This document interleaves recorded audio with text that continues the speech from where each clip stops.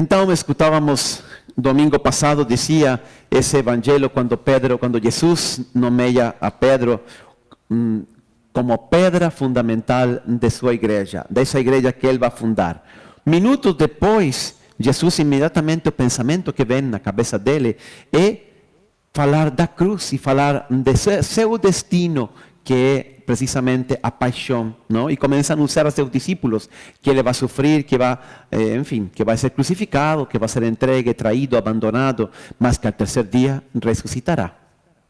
Aí Pedro, que era maior que Jesus, mais velho, perdão, era mais velho que Jesus. Aí eu imagino a Pedro tomar a Jesus pelo ombro e falar: mestre, venha, eu vou falar com você. Agora que você me nomeou, não, primeiro-ministro, pedra fundamental, etc. Então, eu te vou dar um conselho. Eu sei como pescar, porque eu toda a minha vida pesquei. Se você quer pescar homens e trazer aqui, então, não fale da cruz, não. Isso jamais aconteça com você. Falava Pedro para Jesus. E aí Jesus reage muito fortemente, como já escutamos, não? Chamando Pedro de Satanás. Por quê? Eu acho que essas palavras de Pedro, não? De afastar-se da cruz, de evitar a cruz, Jesus já tinha escutado de alguém, não? Precisamente do demônio lá no deserto. As 3 tentações do deserto, no fundo, são tentações de buscar um caminho mais fácil para cumprir a missão, não? O caminho de converter as pedras no pão, fazer milagres, pular do templo que todo mundo veja. Por que seguir o caminho da cruz? Isso é o que não faz sentido, não precisamos. Então, Jesus rejeitou naquela ocasião a tentação de Satanás e agora também a Pedro chama fortemente ele de Satanás, precisamente porque se faz porta-voz dessa mesma mensagem. Inclusive Jesus faz um pequeno trocadilho com Pedro, não? Minutos antes falou: você será a pedra sobre a qual edificarei a minha igreja. Agora Jesus fala para Pedro: você é pedra de escândalo para mim. De pedra fundamental se convirtió em pedra de escândalo. Esta mensagem de um Cristo sem cruz é uma mensagem muito atual. Eu acho que muitos hoje gostariam de seguir a Cristo e ter um Cristo, mas um Cristo sem cruz. Um Cristo que não pedisse carregar a cruz, negar-se a si mesmo. Essas palavras são duras demais. Os fariseus falavam a Jesus lá na cruz: desce dessa cruz e nós acreditaremos em ti. Exatamente isso o que os homens modernos muitas vezes falamos para Jesus: desça dessa cruz e eu acreditarei em você. Inclusive existe dentro do mundo cristão, não na igreja católica, mas sim entre os evangélicos e protestantes, uma corrente teológica chamada o Evangelho da Prosperidade. O Evangelho da Prosperidade, não? Que diz o Evangelho da Prosperidade? Algo muito simples: seja discípulo de Jesus e você terá riqueza, prosperidade, saúde, tudo irá bem. Siga Jesus e Ele abençoará sua vida. Confie, vá para frente. Deus está com você. Ele te abençoará e tudo dará certo. Mas aí a gente vai e escuta esta palavra de Jesus: quem quer ser meu discípulo, negue-se a si mesmo, tome sua cruz e siga-me. Será que dá para articular essas duas frases, não? São compatíveis realmente? Aqui em Brasil, quem representa esta corrente muito fortemente é a Igreja Universal. A Igreja Universal, você vai e vê esse templo de Salomão incrível. Eles que estão pregando: siga Jesus e você terá uma prosperidade como a que estão vendo seus olhos, não? Essa é a mensagem que passam essas igrejas. Mas vamos ver, a verdade é que Jesus falou muito claramente da cruz. E não somente falou, ele abraçou a sua cruz. Por quê? Por que o cristianismo tem que ir unido com essa cruz, com essa mensagem? Não é um pouco masoquista? A vida é bela, Deus nos ama, nós também amamos a Deus. Por que Cristo tem que insistir tanto neste ponto da cruz? Eu acho que ele insiste muito porque, vamos ver, porque sem cruz não há ressurreição. Essa é a resposta definitiva. Mas vamos analisar a resposta de Cristo, a frase de Cristo parte por parte. Ele tem 2 mensagens fundamentais. Primeiro ele diz: quem quer ser meu discípulo, negue-se a si mesmo. a primeira coisa, negar-se a nós mesmos. E depois, a segunda ideia, se você quer ser meu discípulo, tome sua cruz e me siga. Então, comecemos por a primeira parte. Primeiro, negar-nos a nós mesmos. O que significa isso? Não é como a gente poderia pensar hoje desde a psicologia moderna, não é como uma autoestima um pouco baixa.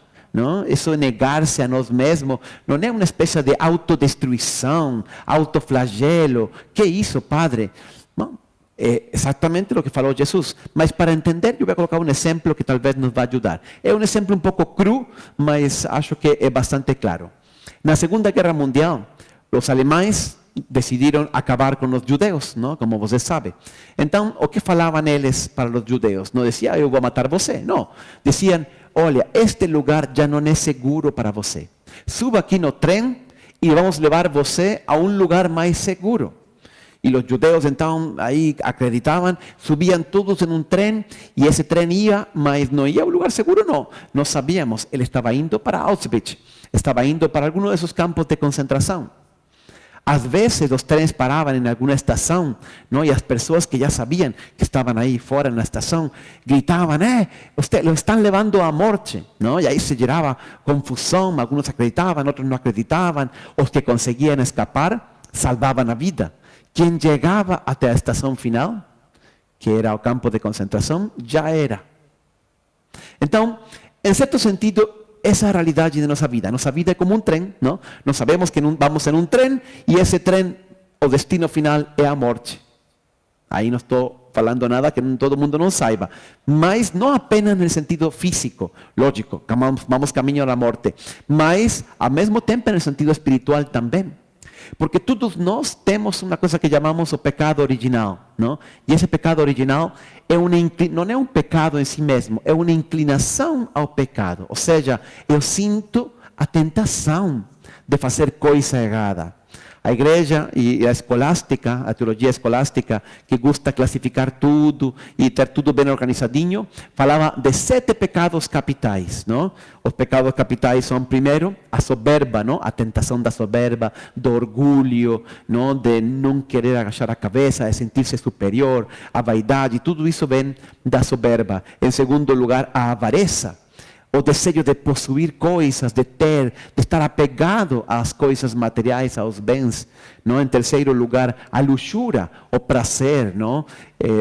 Completamente sem controle, a luxúria, não? Sexualidade e tudo isso. A ira, a impaciência, não? A ira, às vezes nós não controlá-la.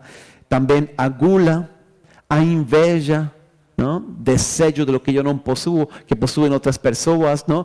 E a preguiça, de não fazer nada, a vida fácil, não fazer o meu dever, não trabalhar, senão a vida cômoda, o mínimo possível em tudo o que faço, qual é o mínimo possível que eu posso fazer.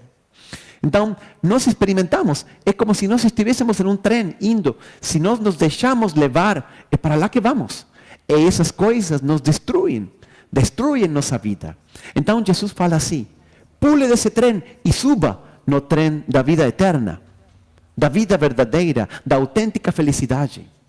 É isso que Jesus nos está pedindo. Ele não quer uma espécie de autoflagelo ou de negar o que Deus fez em nós. Não, o que Deus fez em nós é bom. O problema é o que nós temos feito com nossa liberdade. E com nossa liberdade, tristemente, errada, não? Usando a liberdade de um jeito errado. E então eu destruo esse plano, esse projeto de Deus, essa felicidade e esse destino maravilhoso que Ele me tem. Então, quando Ele diz negue-se a si mesmo, é negar não o que temos de bom, mas aquelas tendências do pecado que nós todos levamos dentro de nós. Lembro que faz alguns anos atrás se encontrou no sul de Itália umas imagens de bronze de uns guerreiros gregos. Isso era 2500 anos antes de Cristo, mas elas estavam submersas no mar. E quando os mergulhadores encontraram elas estavam quase irreconhecíveis, porque tinham tantos moluscos em cima que quase não dava para perceber que eram umas estátuas de bronze. Mas aí eles descobriram. Então tiraram essas estátuas e os restauradores então foram a tirar os moluscos para que pouco a pouco, tirando toda a sujeira que estava em cima, aparecessem essas duas hermosas estátuas de dois guerreiros gregos, não? Que hoje estão em um museu lá na Reggio Calabria. Se chama Os Bronzes de Riace, não? Isso é mais ou menos o que nós temos que fazer. Através de nosso pecado, através de nossos erros, através de nossos maus hábitos, vão se aderindo esses moluscos que deformam a imagem de Deus. E por que nós precisamos isso? Só porque temos que ser a melhor imagem? Não, é muito mais profundo. Se eu não faço essa labor de purificação, eu não posso me unir a Deus. Eu não posso entrar em contato, em intimidade com Deus. Deus e eu estamos em duas línguas completamente diferentes. Eu lembro uma vez que celebrei um aniversário de casamento, não sei, não lembro se eram 30, 40 anos de casamento, mas era uma brasileira casada com um japonês.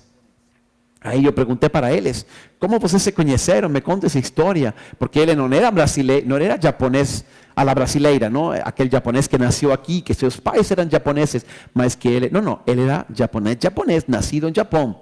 Aí ele me contou que quando tinha, não sei, 24 anos, decidiu viajar, sair a conhecer o mundo, não? Deixou o Japão, foi para a Ásia, foi para a Europa, foi para os Estados Unidos, e bom, parou em Brasil um dia, e quando estava aqui, recorrendo o Brasil, ele adoeceu gravemente, não lembro se foi malária ou alguma doença assim, infecciosa grave, e foi parar ao hospital.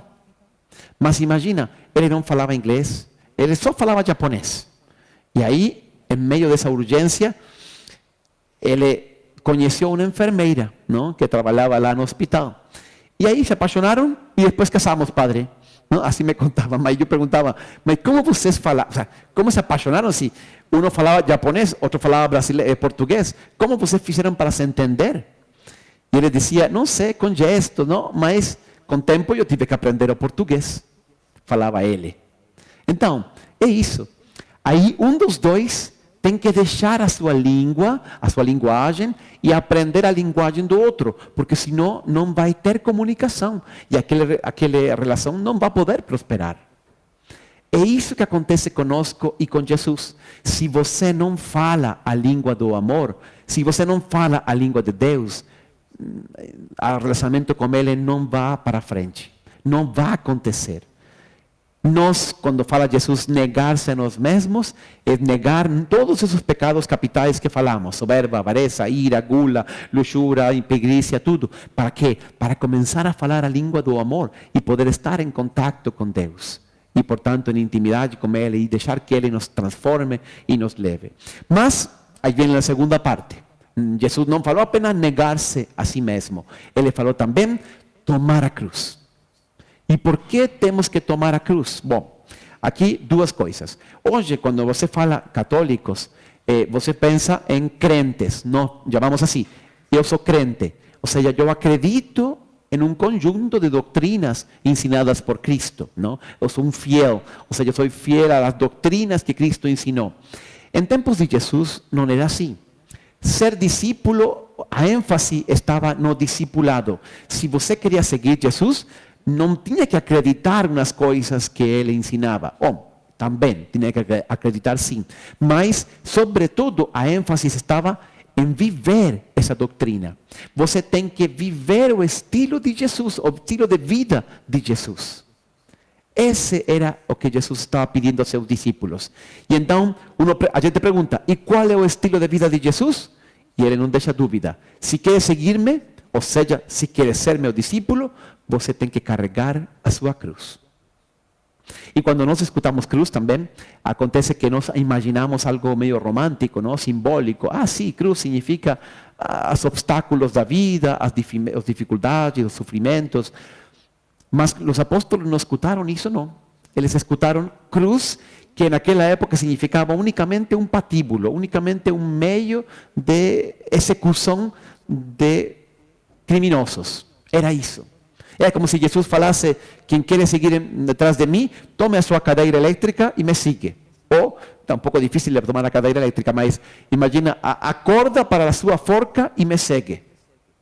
Então, é isso, não é uma coisa simbólica. Com o tempo, a cruz tomará esse sentido, essa conotação mais romântica. Mas, naquele momento, Jesus foi muito direto. E quando ele morreu na cruz, os apóstolos não ficaram com dúvida nenhuma. Efetivamente, nós temos que tomar a cruz. Por quê? ¿Por qué Jesús quer isso? Já falei al principio. Porque sin cruz, não é pela cruz em si mesmo, mas porque sin cruz não tem ressurreição. Sin cruz não tem perdão dos pecados. Sin cruz não tem salvação. Sin cruz não tem Pentecostes. Sin cruz não tem Espírito Santo. Sin cruz não tem santos nem mártires. Sin cruz não temos nada. Não existe a igreja. Não existe a salvação. E Jesus o que mais queria era salvar a humanidade. Por isso ele ama a sua cruz, ele abraça a sua cruz e ele pede, se você quer partilhar comigo o meu estilo de vida e quer ser meu discípulo, tem que carregar também a sua cruz. Não como hoje os cristãos que vão para o supermercado da vida, não? Hoje acontece tanto isto. Católicos que vão para o supermercado da religião e aí ven na prateleira, não? Batismo. Ah, batismo legal. Eu gosto de batismo, vou colocar no carrinho, não? E eu sigo caminhando. Ah, casamento. Casamento com flores, com trombetas, não? Vestido branco. Ah, também gostei. E coloco aqui no meu carrinho, não? Depois chego, missa dominical.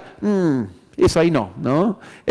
Não sei. Outras coisas que a igreja ensina, rezar todo dia, fazer jejum. Não, isso também não. Isso é fanatismo, não? Como um senhor que me dizia uma vez, que não, padre, eu sou católico, sim. Eu perguntei, você vai à missa todo domingo? E ele me respondeu, não, eu sou católico, mas não fanático, não? Então, não vamos escolhendo o que queremos, jogamos no carrinho e o resto deixamos fora. Não. Jesus fala, quem quer me seguir tem que tomar a sua cruz. E tomar a cruz não significa apenas as responsabilidades e os deveres que a nossa fé nos impõe. É muito mais que isso. É abraçar a salvação. Isso, aí estão os deveres da religião. Mas também abraçar as cruzes, não? Próprias de nossa vida. Mas não de qualquer jeito. Isso também é importante. Não com resignação. Resignação é uma palavra pouco generosa. Não. Jesus quer, e muito menos com revolta. Jesus quer que nós abracemos a cruz com amor. Penso naquele pai, aquele senhor, aquela senhora que tem que cuidar de seus pais idosos, pai ou mãe, não? E que é uma cruz. E é difícil. E lógico que custa, mas se eu carrego isso com amor, isso se converte em uma fonte se transforma em uma fonte de felicidade. Penso num pai e uma mãe que recebem um filho com síndrome de Down. É uma cruz, lógico, mas se eu não carrego essa cruz apenas com resignação ou com revolta, mas abraço essa cruz com amor, ela se transforma em uma fonte de alegria, em uma fonte de salvação. Ela redime os meus pecados, ela me ajuda. A cruz é sempre assim. Penso aquele que tem uma limitação física, é cego, é paralítico, é surdo, é qualquer coisa. Às vezes, lógico, isso é muito difícil, ou que sofreu um acidente, mas nós temos que abraçar a nossa cruz com amor. Essa é a mensagem de Jesus. Quando nós não nos revoltamos, mas nós aceitamos essa cruz como Ele e abraçamos, porque eu quero ser discípulo de Jesus, então eu vou seguir a Jesus com alegria, então essa cruz se transforma. E ela se converte em fonte de salvação. Qual é o fruto dessa cruz? Quando eu abraço com amor, ela me traz o perdão dos pecados. Ela me abre as portas dos céus. Ela me transforma em uma melhor pessoa, mais paciente, mais humilde. Ela afugenta o demônio e as tentações. Ela me alcança o poder de Deus e pode fazer verdadeiros milagres na minha vida. Ela me infunde sabedoria. Ela me fortalece na vontade, forma meu caráter, me ensina o amor verdadeiro. Quando eu abraço a cruz de Cristo, ao final, eu conquisto a ressurreição e a vida eterna. Imagina, nada melhor que essa cruz, mas lógico, esta é uma mensagem muito dura para o mundo moderno. E qualquer um que não tenha experimentado isto, de carregar a própria cruz com amor, não consegue entender isto. Por isso que Jesus fica, às vezes, incompreensível para muitas pessoas. E queremos um Cristo à nossa medida, mas não dá, não existe outro Cristo que este. Este que fala, negue-se a si mesmo, tome sua cruz e me siga. Alguém que compreendeu muito bem isto foi São Paulo. Olha o que diz São Paulo. Longe esteja de mim gloriar-me, a não ser na cruz de nosso Senhor Jesus Cristo, pelo qual o mundo está crucificado para mim e eu para o mundo. E se você visita a Basílica de São Paulo, lá em Roma, essa basílica fora da mura, aí um pouco nas aforas de Roma, você encontra lá no túmulo de São Paulo, porque aí está o túmulo dele, debaixo do altar principal, uma lápide. E a lápide diz: para mim, viver o Cristo e a morte um ganho. Ou seja, se nós sabemos carregar nossa cruz, podemos dizer como Paulo: para mim viver é Cristo, seguir a Cristo, não existe outra coisa mais que isso. E se a minha cruz me leva, inclusive até a morte, como foi o caso de Paulo, isso para mim não é uma desgraça, mas é um ganho, é um lucro, como diz Paulo, é uma verdadeira vitória, a vitória da ressurreição.